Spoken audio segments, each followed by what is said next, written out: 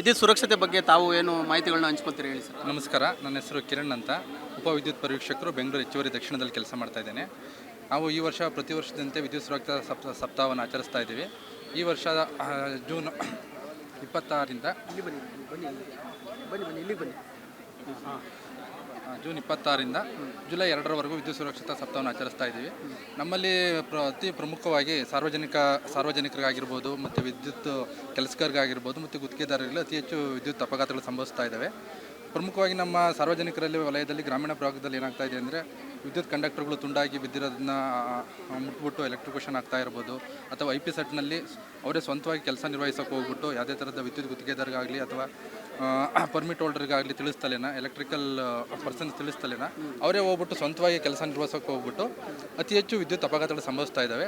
ಹಾಗಾಗಿ ಗ್ರಾಮೀಣ ಭಾಗದಲ್ಲಿ ಪ್ರಮುಖವಾಗಿ IP ಸೆಟ್ ಕೆಲಸ ನಿರ್ವಹಿಸಬೇಕಾದ್ರೆ ಸಾರ್ವಜನಿಕರು ಸಂಬಂಧಪಟ್ಟ ಗುತ್ತಿಗೆದಾರರಿಗಾಗಲಿ ಅಥವಾ ಒಂದು ವಿದ್ಯುತ್ ಕೆಲಸ ಮಾಡುವಂಥ ಪರಿಣಿತರಿಗಾಗಿ ತಿಳಿಸ್ಬಿಟ್ಟು ಕೆಲಸ ನಿರ್ವಹಿಸ್ಕೋಬೇಕಾಗಿ ನಾನು ಈ ಮೂಲಕ ತಮ್ಮಲ್ಲಿ ಕೇಳ್ಕೊಳ್ತೇನೆ. ಹಾಗಾಗಿ ನಮ್ಮ ಇದರಲ್ಲೂ ಅಷ್ಟೇ, ಅದರಲ್ಲಿ ಬೆಸ್ಕಾಂ ಸಂಸ್ಥೆಗಳಲ್ಲಿ ಮತ್ತು ದಿನನಿತ್ಯ ಎಲೆಕ್ಟ್ರಿಕಲ್ ಕೆಲಸನ ಕಂಬದಲ್ಲಿ ಒತ್ತು ಮಾಡ್ತಿರ್ಬೇಕಾದ್ರೆ ಸುರಕ್ಷತಾ ನಿಯಮಗಳನ್ನ ಕೆಲವು ಪಾಲನೆ ಮಾಡ್ತಾ ಇಲ್ಲ, ಮತ್ತು ಸುರಕ್ಷತಾ ಉಪಕರಣಗಳನ್ನ ಸರಿಯಾಗಿ ಪಾಲನೆ ಮಾಡ್ದಲೇ ವಿದ್ಯುತ್ ಅಪಘಾತಗಳಾಗ್ತಾ ಇದ್ದಾವೆ. ಹಾಗಾಗಿ ಅವರಲ್ಲಿ ಕೂಡ ನಾವು ಮನವಿ ಮಾಡ್ಕೊಳ್ಳೋದು ಏನಂದರೆ, ಪ್ರತಿದಿನ ಕೆಲಸ ಮಾಡಬೇಕಾದ್ರೆ ಸುರಕ್ಷತಾ ಉಪಕರಣಗಳನ್ನು ಬಳಸ್ಕೊಂಡ್ಬಿಟ್ಟು ಮತ್ತು ಸುರಕ್ಷತಾ ವಿಧಾನಗಳನ್ನು ಅನುಸರಿಸ್ಕೊಂಡು ಕೆಲಸ ನಿರ್ವಹಿಸಿದಲ್ಲಿ ನಾವು ಈ ಅಪಘಾತಗಳನ್ನ ತಡೆಗಟ್ಬೋದು ಅಂತ ಒಂದು ಅಭಿಪ್ರಾಯ ವ್ಯಕ್ತಪಡಿಸ್ತೇನೆ.